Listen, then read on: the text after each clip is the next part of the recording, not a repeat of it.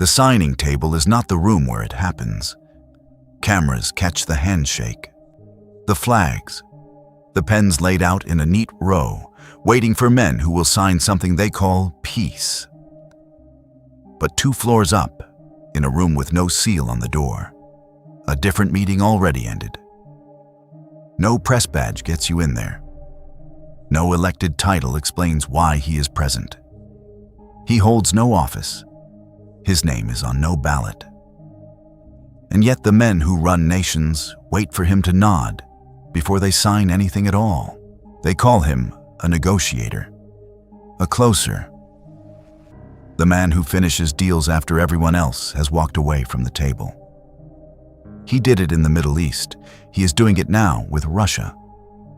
Borders that looked permanent are suddenly being discussed again. Enemies who never spoke are suddenly signing. And somewhere behind him, quietly, a family name still hangs over a tower on 5th Avenue, numbered in a way people notice, and then pretend they didn't. No one elected him. No one has to. That is exactly how the pattern has always worked. The man history keeps warning us about was never supposed to run for office. He was only supposed to be the one everyone needed. Let's set the scene properly, because the facts here are stranger than the speculation. In 2020, a peace framework called the Abraham Accords was signed in Washington. The United Arab Emirates normalized relations with Israel. Bahrain followed within weeks. Morocco and Sudan came after.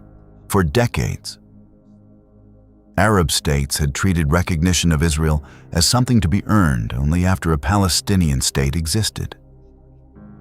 The Accords broke that sequence entirely. Recognition came first. The unresolved questions were pushed to later. The man widely credited with architecting that framework held no ambassadorship, no cabinet seat, no confirmed title. He was a senior advisor. On paper, a son-in-law with an office in the West Wing. In practice, the channel through which Gulf monarchies, Israeli officials, and the White House actually spoke to each other. Fast forward to now. Gaza is in ruins after the war that followed October 7th. Reconstruction proposals are circulating that go far beyond rebuilding apartment blocks. They describe special economic zones, foreign investment corridors, an administrative authority for the territory that does not currently exist in any government's org chart. Reporting has repeatedly placed the same name at the center of these discussions, again without a formal title attached to it. Saudi Arabia is the real prize, and everyone at the table knows it. Riyadh has signaled on and off a willingness to normalize with Israel in exchange for security guarantees from Washington and a civilian nuclear program. That negotiation has stalled and restarted more than once. The people managing the back channel are the same handful of names who managed the first accords. Notice what is actually being proposed for Gaza, because the language matters. Not simply reconstruction. A board of oversight, drawn from international and regional stakeholders, is being discussed to govern reconstruction funding and security during a transition period. Gulf capital would flow in. Western contractors would rebuild. A temporary international authority would administer what elected Palestinian institutions currently cannot. It is, in effect, a proposal for a new governing structure built from scratch in one of the most contested strips of land on Earth, sitting a few miles from the Temple Mount. Step back and look at the wider board, because the Middle East piece is only one piece. Iran sits at the center of the pressure, isolated further with every normalization deal signed around it. Its proxies across Lebanon, Syria, Iraq, and Yemen have all been weakened by strikes over the past 2 years. Its nuclear program remains the single question every negotiator in the region is quietly building their strategy around, whether or not they say so publicly. A Saudi-Israel deal, if it happens, is not really about Saudi Arabia and Israel. It is about drawing a line around Iran that did not exist 5 years ago. At the same time, Europe is rearming at a pace not seen since the Cold War. NATO members are raising defense spending targets that seemed politically impossible a decade ago. The war in Ukraine has already redrawn assumptions about borders that were treated as permanently settled since 1991. And China is watching all of it, calculating what any of this means for Taiwan. None of this requires a conspiracy. Great powers have always used informal envoys who can say things officials cannot and walk back things officials cannot. Henry Kissinger did it for decades without ever holding an elected position most Americans could name. That is simply how modern diplomacy works when the stakes are this high and the public statements need to stay clean. But there is a detail that keeps surfacing anyway. The kind reporters mention almost as a footnote. In 2007, the same family purchased a Manhattan office tower at 6666 Fifth Avenue at the top of the market, for the largest sum ever paid for a single building in the city at that time. The deal nearly collapsed the family's finances during the 2008 crash. It was eventually rescued through a restructuring that brought in Qatari investment. The building still stands. The number on the address never changed. Numbers are numbers. Addresses are addresses. And yet, when the same name keeps appearing beside the words peace, security, and New World Order in country after country, it is worth asking a colder, more analytical question than fear allows for. Not who this man is, but what role this kind of man plays, again and again, at exactly this kind of hinge point in history. Because this is not the first time a broker like this has stood in the room where the deal actually happens. Here is where the analysis and the ancient text start describing the same shape. Every generation that has lived through chaos has produced its own name for this role.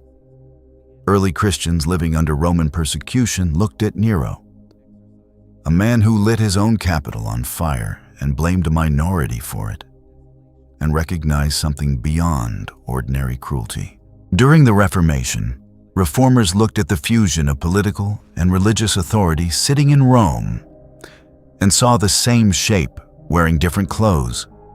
Later generations looked at Napoleon, who did not conquer Europe only with armies, but by rewriting its laws, its borders, and its calendar, and offering the continent a new order in exchange for its old freedoms. In the 20th century, 3 men rose in the space of 20 years, promising to fix what democracy could not. Mussolini made the trains run on time. Hitler ended an economic depression that had broken an entire generation's faith in their own government. Stalin promised a workers' paradise while building the largest surveillance and famine apparatus in human history. Each one arrived not as an obvious monster, but as an answer to chaos so severe that people were willing to trade almost anything for order. That is the pattern. Not one face repeating. A role repeating. A vacancy that opens whenever the world's institutions fail loudly enough, and someone steps forward with the confidence to fill it. Paul understood this 2,000 years before any of these men were born. Writing to the church in Thessalonica, he did not warn them that destruction would come while the world was afraid. He warned them it would come while they are saying peace and safety. Not during the crisis, during the relief that follows it, during the exhale, when treaties are signed and everyone finally believes the worst is over. That single phrase should unsettle anyone paying attention to the news right now. Every ceasefire announcement, every normalization deal, every summit that ends in handshakes and produces a wave of relief across markets and capitals is functioning exactly the way Paul described. not as evidence against the prophecy, as evidence for it. Now open the text that has been describing this role for 2,000 years. Revelation chapter 6. The Lamb opens the first of 7 seals, and John writes what he sees. I looked, and behold, a white horse, and he who sat on it had a bow, and a crown was given to him, and he went out conquering and to conquer. Read that slowly, because every detail is deliberate. White is not chosen by accident. In this book, white is the color of the redeemed, the color of the throne, the color reserved for what is holy. The writer is telling you, on purpose, that this writer looks like the real thing. He is not given fangs. He is not given a sword yet. He is given a bow, a weapon of range and precision rather than close slaughter, and a crown, the mark of legitimate authority, not a usurped one. The text says, the crown was given to him. Passive voice. Permitted, not seized. He conquers without a visible war. No armies clash in this verse. No blood is mentioned at all. Whatever he conquers through something that looks, from the outside, like success, like diplomacy, like the relief an exhausted world feels when someone finally closes the deal everyone else walked away from. This is the part that should stop you.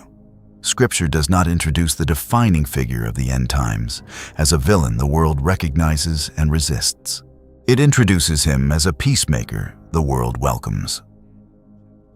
The horror of Revelation 6 is not that people are tricked by something ugly. It is that they are moved by something that looks, sounds, and functions exactly like the answer to their prayers.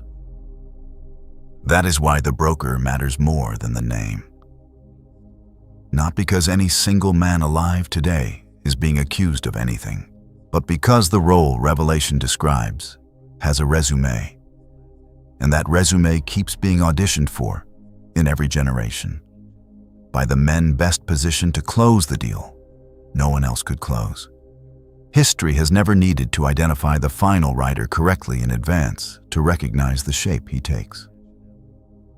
It only needed to recognize the shape. Every candidate this generation has floated, a president, a monarch, a media mogul, a tech founder, has been floated for the same reason, not because they resemble a monster, because they resemble a solution. And right now, in real time, in rooms with no seal on the door, the shape is being rehearsed again.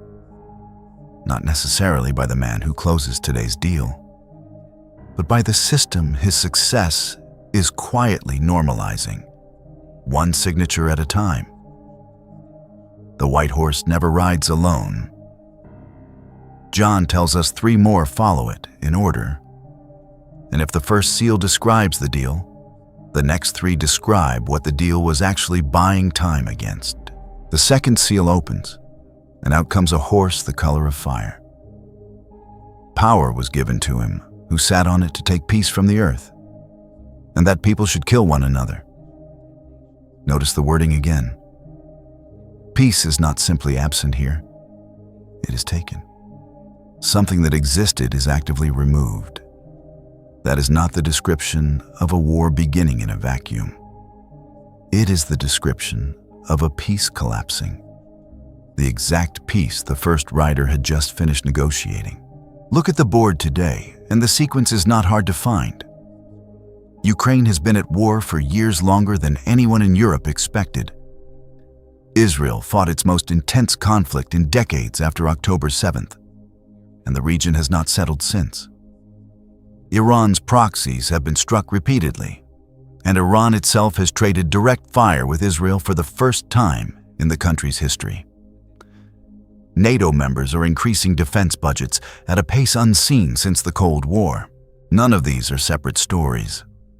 They are one story told in different capitals of a peace this generation was promised and has not actually received. Then the third seal. A black horse and its rider holding a pair of scales. A voice announces prices: a quart of wheat for a day's wage, 3 quarts of barley for the same wage, and then a strange instruction: do not harm the oil and the wine. Economists have read that line for centuries as a description of engineered scarcity. Staples become unaffordable while luxuries remain untouched, exactly the shape inflation takes when it is driven by supply shocks and currency policy rather than actual famine.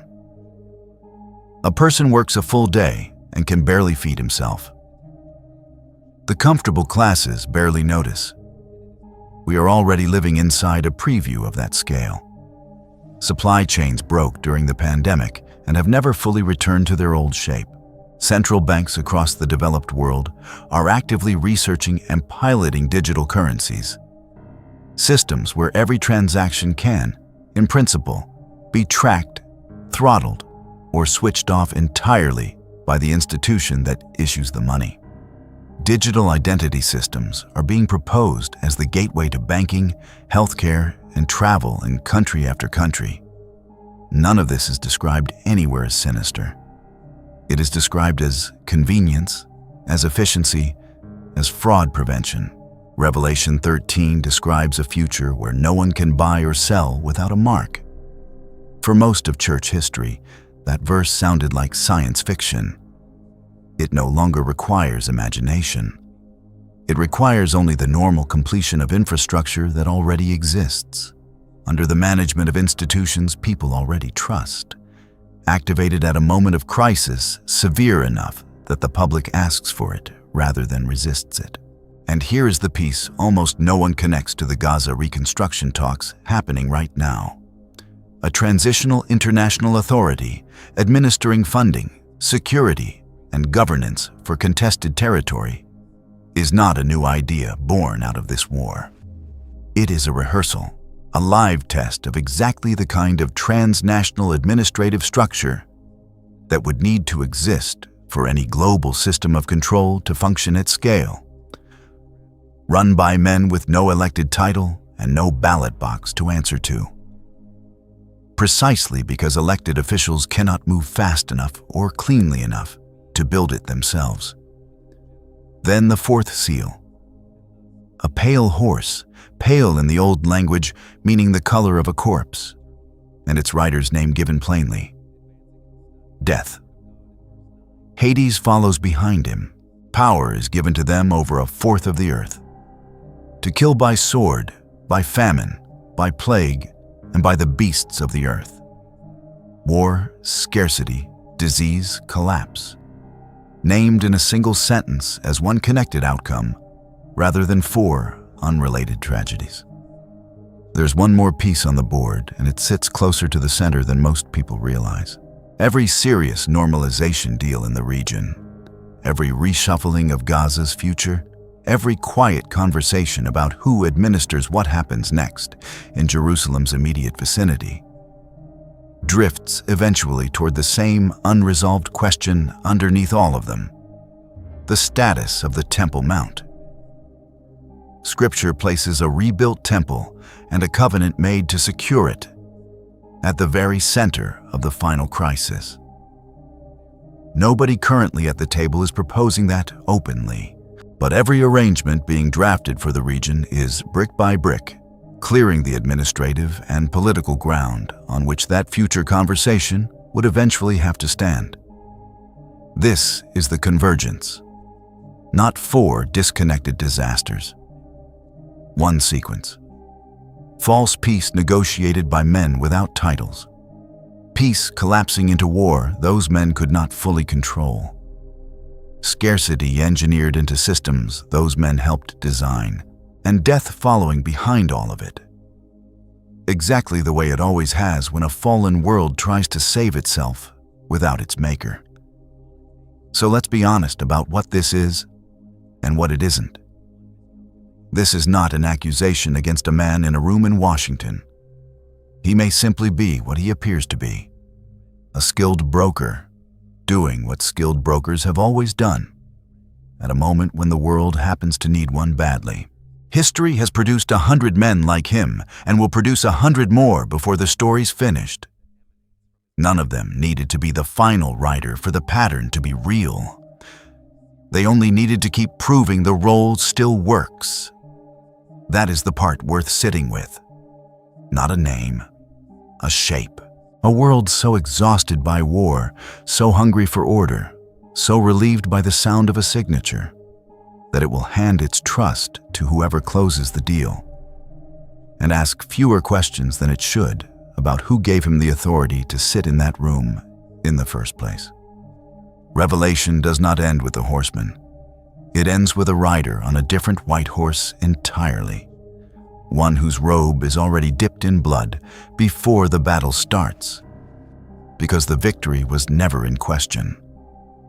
Called faithful and true, judging and making war in righteousness, not in the appearance of it. Wearing many crowns, not one loaned crown handed to him for a season. That is the man history has actually been waiting for, whether it knows it or not. Every counterfeit that has ever worn the white horse's colors, from Rome to Berlin to whatever room the deal gets closed in next, has only ever been rehearsing for the day the real one returns and the rehearsal ends. Until that day, the assignment is not panic. It is attention. Watch the deals. Watch who signs them. Watch what they cost. Not because you can calculate the calendar God has never promised to reveal, but because a people who cannot recognize false peace will not recognize true peace when it finally, permanently arrives. If this laid something out for you that you had felt but never quite named, follow the channel, because we trace this pattern every week, in the actual news, not in speculation. Send it to 5 people who need to see the board as clearly as you just did. Tell us in the comments which detail moved you, and which name you think deserves the next hour of scrutiny. The stage is being built. The question was never really who sits on the throne being prepared. It is whether you will be found ready when the one it was actually prepared for, finally, publicly, sits down.